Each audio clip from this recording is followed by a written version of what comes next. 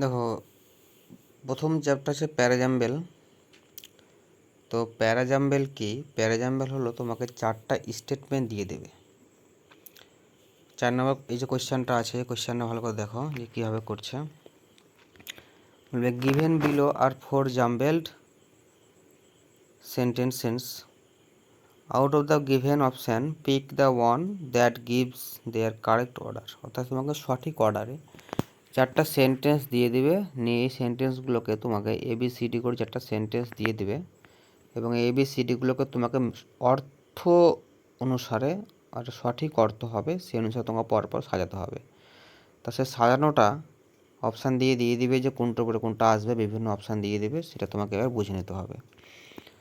তো আমরা যদি এখানে করি, তো practising hard, as, but, and, Thomson.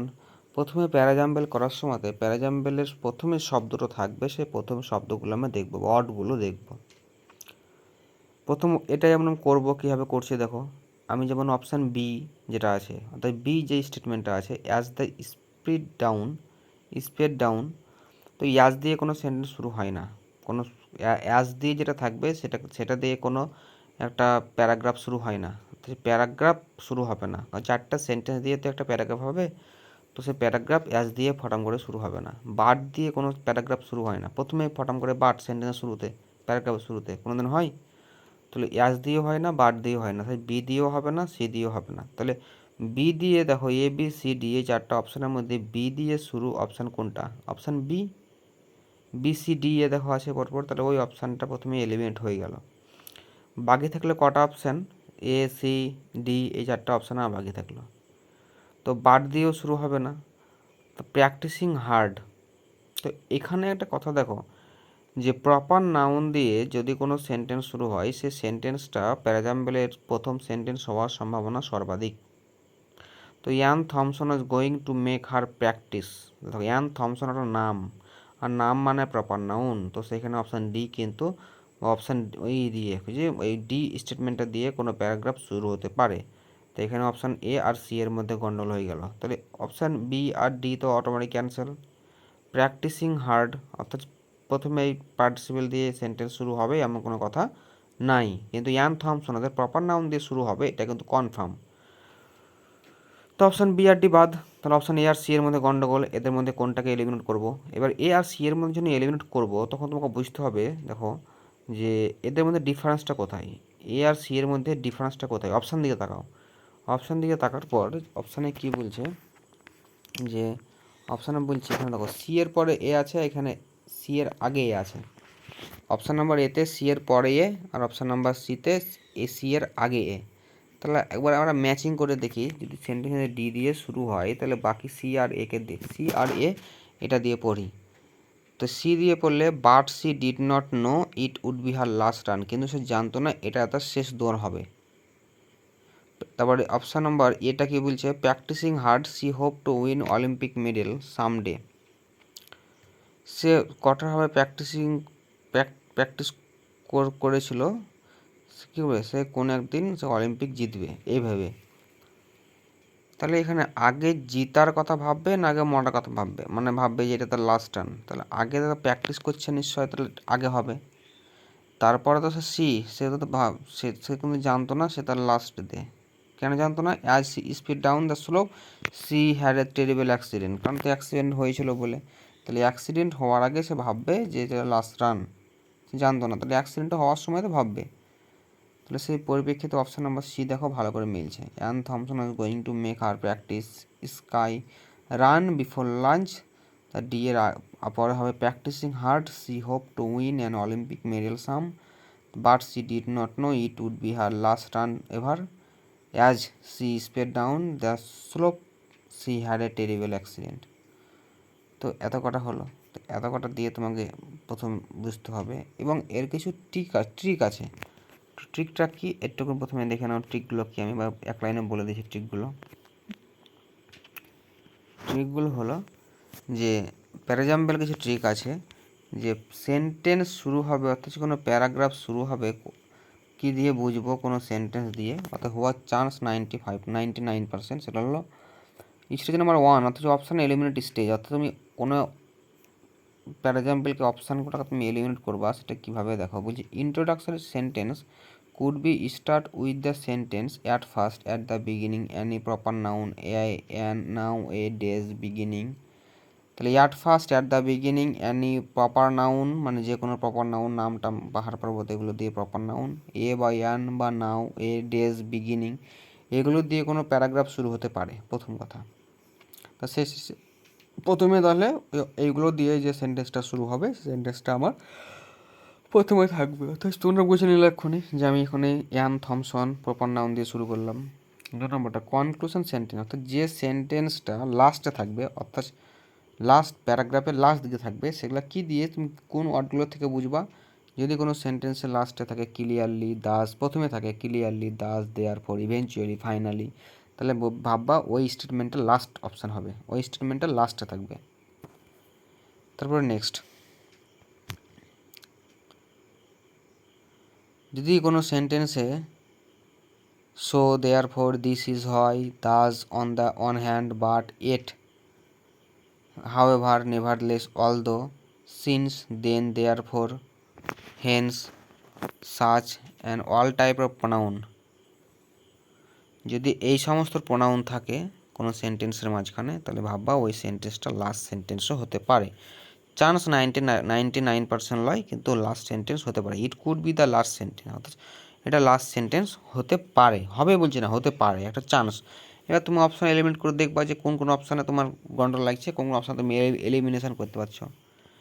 এগুলোর পরে সেকেন্ড স্টেজ হচ্ছে link the concept by parallelism, অর্থাৎ প্যারালেলিজম শেখার জন্য তোমাকে বুঝতে হবে প্যারালেলিজম কী করা হয়। 2 নম্বরটা first come full stop then কাম শর্ট ফর্ম। দেখো কোনো 4টা স্টেটমেন্টে প্রথমে এক জায়গাতে ধরলাম আমি এসে একাডেমি লিখলাম, আর পরের এক জায়গাতে লিখছি সাইম আক্তার একাডেমি। তো সেই পরিপ্রেক্ষিতে প্রথমে সেন্টেন্সে প্যারাগ্রাফের প্রথমে সবসময় কী করবা, সাইম আক্তার একাডেমি দেবা, তারপরে ওটা সংক্ষিপ্ত রূপ হয়, তাহলে ওটাই বলছে। 3 নম্বরে the is used for the previous subject, আমি প্রথমে কোনো জিনিসকে উল্লেখ করবো, অর্থাৎ এ গোট, কোনো প্যারাগ্রাফের প্রথমে যদি আমি এ গোট ব্যবহার করি, তো প্যারাগ্রাফের লাস্টের দিকে আমি দা গোট ইউজ করবো, কারণ ওই এ গোটটা আগে দিয়েছি, ওই এ গোটটাকে বোঝাতে আমি দা গোট।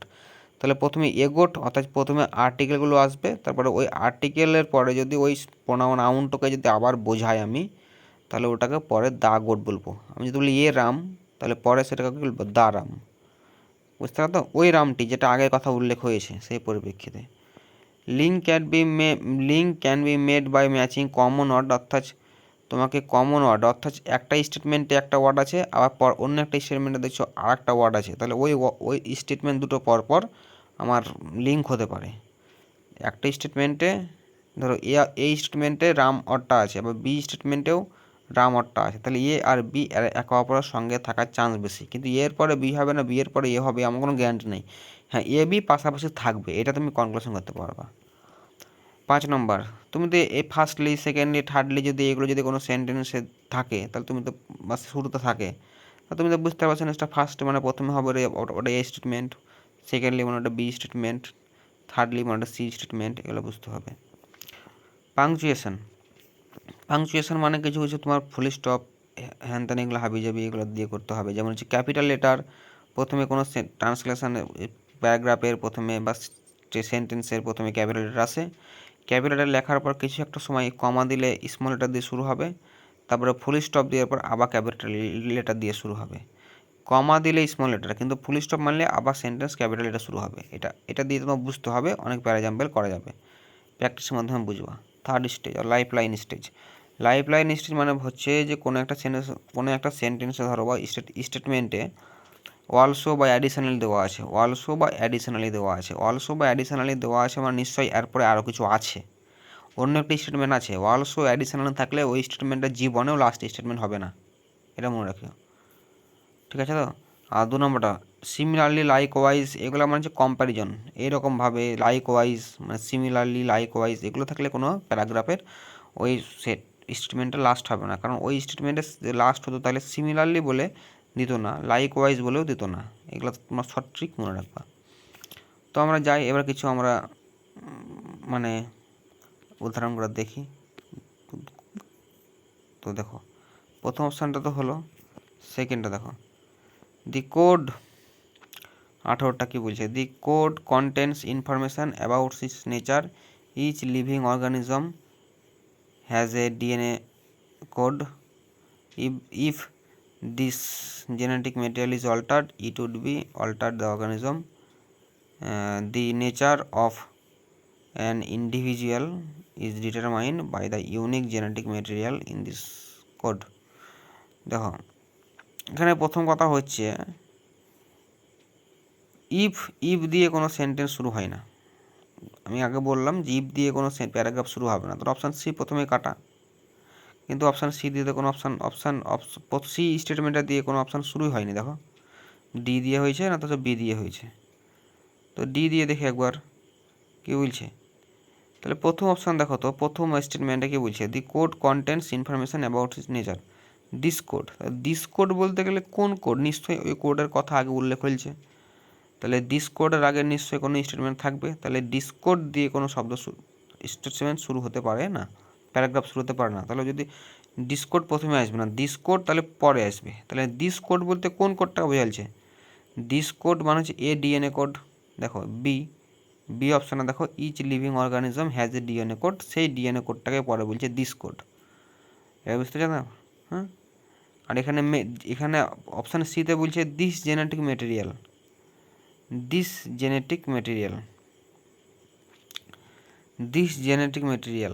আর এখানে তাহলে if this genetic material it would be altered the organism. তাহলে প্রথমে তোমরা খুঁজে পেছো যে বি এর পরে এ কিন্তু হচ্ছে, বি এর পরে কিন্তু এ হচ্ছে তোমার প্রথম পারফেক্টলি, আর অপশান সি আর ডি এর মধ্যে দেখো তো, মানে option C D statement C আর ডি, স্টেটমেন্ট ডিটা বলছে the nature of an individual is determined by the unique genetic material in this code, মানে প্রকৃতির কোন কারো যে তোমার যে কী বলবো তোমার কারো যে মানুষ মানে প্রকৃতি অর্থাৎ মানুষের যে রূপ চারিত্রিক বৈশিষ্ট্য এগুলা ইউনিক জেনেটিক মেটেরিয়াল কোড দ্বারাই নির্ণয় হয়, অর্থাৎ নির্ভর করে এগুলোর ওপরে। তাহলে এগুলোটা প্রথম স্টেটমেন্ট হচ্ছে। তারপর কি বলছে, if the genetic material be alter, যদি এগুলোকে যদি অল্টার করে দেওয়া হয়, অর্থাৎ জেনেটিক কোডগুলোকে যদি ATGC যে থাকে না, ওগুলোকে যদি অল্টার করে দেওয়া হয় ডিএনএগুলোকে, তাহলে it would alter the organism, তাহলে এটা পুরো জীবজন্তুকে অন্যরকম ভিন্ন পদ্ধতিতে প্রকাশ করাবে। জেনেটিক কোড পাল্টালে জেনেটিক কোড পাল্টে যাবে। দেখবে অনেকজনের চুল যদি পড়ে যায়, খুব খসে পড়ে যায়, তাহলে অনেকজনের তেল দিয়ে বা আদিবাসী তেল যা হচ্ছে এখন উল্টাপাল্টা জিনিস, তো সেই পরিপ্রেক্ষিতে তোমার কী হবে, চুল পড়ে যায়। কিন্তু যদি তুমি অন্য কারো মাথায় ধরো চুল অনেক হয়, তার ডিএনএ তোমার যদি মাথায় ডিএনএতে পুশ করা হয়, তাহলে তোমার চুল হবে বা চুল হয়, এক বলছে জেনেটিক ট্রান্সফরমেশন। তো সেই পরিপ্রেক্ষিতে তো এগুলো তো কী হবে, তো তোমার ডিএনএটাকে পরিবর্তন করে দিচ্ছি আমি অন্যজনের ডিএনএ এনে। তাহলে প্রথমে কী বলছে, ইউনিক ডি অপশানটাতে বলছে জেনেটিক মেটেরিয়াল দ্বারা মানুষের চরিত্র নির্ধারণ করা যায়, কিন্তু এগুলোকে যদি চেঞ্জ করে দেওয়া হয় তাহলে পুরো অর্গানিজম চেঞ্জ হয়ে যাবে। তাহলে প্রথমে অপশান ডি আসবে, তারপর অপশান সি, অর্থাৎ ডি এর সঙ্গে সি লিঙ্ক আর বি এর সঙ্গে এ লিঙ্ক, তাহলে বি এ আবার ডি এস সি, এই ম্যাচিংটা করছে কোনখানে, অপশান নাম্বার সিতে, অপশান নাম্বার সি। ঠিক আছে, নেক্সট দেখো অপশান নাম্বার 4 প্রথম ওয়ার্ডগুলো দেখো, 4-এ কী বলছে, এট দিয়ে কোনো অপশান স্টেটমেন্ট দিয়ে এট দিয়ে শুরু হয়েছে, এটা হবে না। তারপরে some major ones are lack of foods,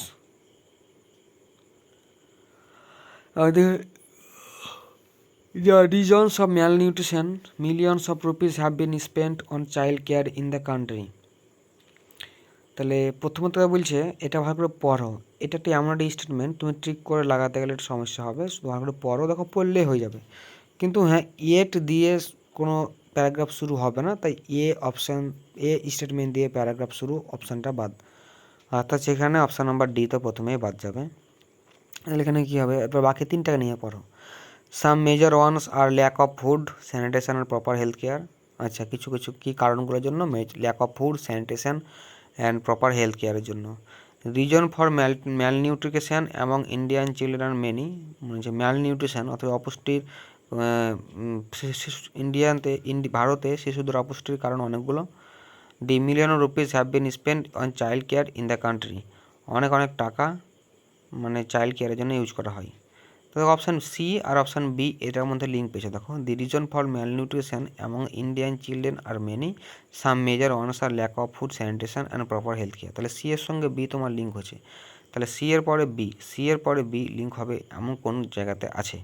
option number B, option number A, B, C তিনটাতে আছে দেখো। সি এর পরে বি আছে, সি এর পরে অপশান নাম্বার বিতে সি এর পরে বি আছে, কিন্তু মিডলে একটা এ ঢুকে গেছে নাকি। আর এখানে সিতে আছে দেখো ডি এর পরে এ, তারপরে সি আর বি।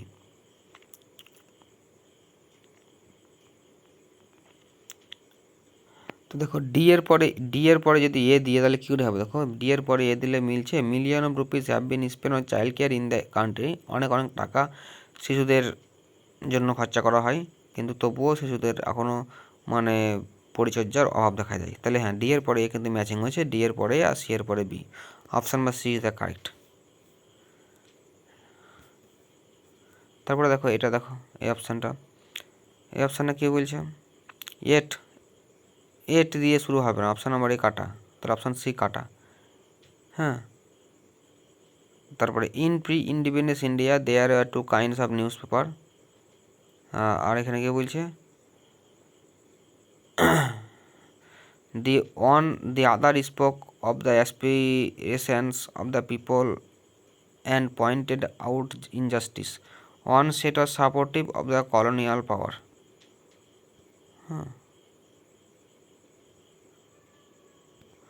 তো সেই পরিপ্রেক্ষিতে এখানে কি হবে? এ দিয়ে তো শুরু হবে না, হ্যাঁ, তাহলে বি দিয়ে শুরু হবে। কারণ তো দেখো হলো তো, কারণ প্রি ইন্ডিপেন্ডেন্স এরা মানে মানে ওয়ান অ্যান্ড আদার, একটাতে বলছে আদার, দ্য আদার স্পোক, তাহলে আদার স্পোক দিন কোনো সেন্টেন্স শুরু হয় না, এর দিয়েও শুরু হয় না, তাহলে সি দিয়েও বাদ, এ দিয়েও বাদ। আবার one set of supportive of colonial power, one set of supportive of the colonial power, এখানে কিছুটা বলতে চাচ্ছে, কিছুর একটা বলতে চাচ্ছে।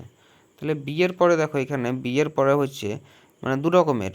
ইন্ডিপেন্ডেন্স ইন্ডিয়া মানে ভারত স্বাধীনতার আগের ইন্ডিয়া, স্বাধীন ভারতের আগে, ভারত স্বাধীন হবার আগে there were two kinds of news paper, দু রকমের নিউজ পেপার ছিল। এক হচ্ছে দেখো one set as supportive of the colonial power, একজন যারা ভারতের উপনিবেশ শাসন সম্বন্ধে মানে অনুঘটকের কাজ করতো।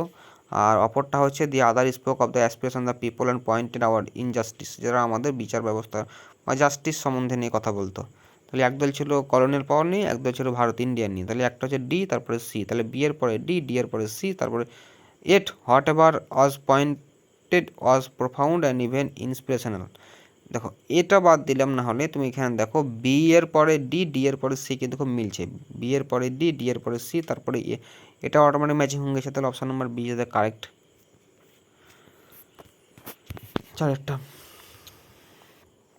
চারেরটা হচ্ছে দেখো অপশান নাম্বার সি দিয়ে তো কোনো শুরু হবে না, কারণ দিজ স্টিক্স এগুলো হবে না।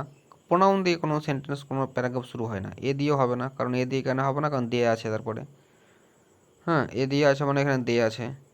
তারপরে দিস দিয়েও হবে না, তাহলে এখানে ভালো করে দে আর দিস দিয়ে যেহেতু হবে না, অপশন নাম্বার এ আর সি, এ আর সি দিয়ে বাদ। তাহলে অপশন নাম্বার বি আর ডি দিয়ে শুরু হতে পারে, কিন্তু অপশন নাম্বার বি আর ডি দিয়ে শুরু হলে অপশন নাম্বার এ, সি আর ডি এর মধ্যে গন্ডল আছে। তো সেই পরিপ্রেক্ষিতে এখানে ভালো করে এখানে বুঝো যে দ্য ইউজ থিং টুইক্স, একটু বাদ দিলাম, বি দেখো এখানে ডি দিয়ে হবে না, কি দিয়ে হবে? এদের ফাজি এন্ডস, তো fuzzy ends was rubbed against the teeth to keep them clean. এটা হয়ে গেল how did people clean their teeth before the toothbrush was invented. এখানে এখানে একটু তোমাদের এখানে গন্ডগোল একটু দেখতে হবে যে হ্যাঁ, তো এখানে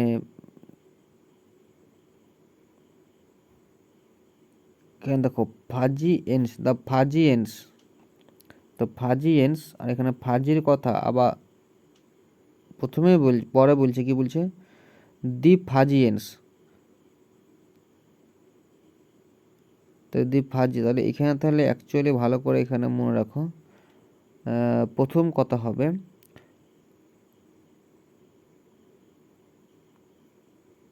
আর এখানে টুইগস, টুইগসের কথা বলছে, ফাজির কথা বলছে। হ্যাঁ, আর এখানে how did people clean their ট্রিথস before the toothbrush was invented. তো সেই পরিপ্রেক্ষিতে এখানে কিন্তু অপশান ডি কিন্তু কারেক্ট হচ্ছে। তার কারণটা হচ্ছে পিপল আগে কিভাবে টুথব্রাশ করতো, যদি না আগে কিভাবে টুথব্রাশ করতো, টুথব্রাশ আগে কীভাবে ব্রাশ করতো, মানে দাঁত পরিষ্কার করতো টুথব্রাশ আবিষ্কার হওয়ার আগে। কীভাবে দে ইউজড, কারা, এই মানুষরাই, দে ইউজড, তারপরে ডি এর পরে এ দেখো মিলছে, they used thin twigs called chew sticks as tooth cleaners. ঠিক আছে তো? তারপরে দেখো সি হলো, তারপরে দেখো অপশান নাম্বার ডি এর পরে এ হলো, ডি এর পরে হলো, এর পরে দেখো সি হবে দিজ স্টিক্স। তাহলে দিজ স্টিক্স, তাহলে এখানে দিজ স্টিক্স, তো দিজ স্টিক বলছে মানে নিশ্চয়ই স্টিকের কথা আগে আলোচনা হয়েছে, তাহলে চিউ স্টিক্স কথা বলছে, তাহলে তারপরে তো দিজ স্টিক্স হবে। তারপরে দিজ স্টিক হওয়ার পরে দেখো ফাজি, এই ফাজিকে আবার পরে দা ফাজি বলছে, তাহলে দা ফাজি বলতে এখানে কত হচ্ছে, তাহলে এখানে অপশান নাম্বার সি এর পরে বি হবে। তাহলে লিঙ্ক পেলে না, দেখো ডি এর পরে এ, এর পরে সি, সি এর পরে বি, এটা হচ্ছে কারেক্ট অ্যান্সার। তো আপাতত অপশান নাম্বার সি এতে কারেক্ট। তো এমনি করে বুঝো, না পারলে তো ক্লাস আছে।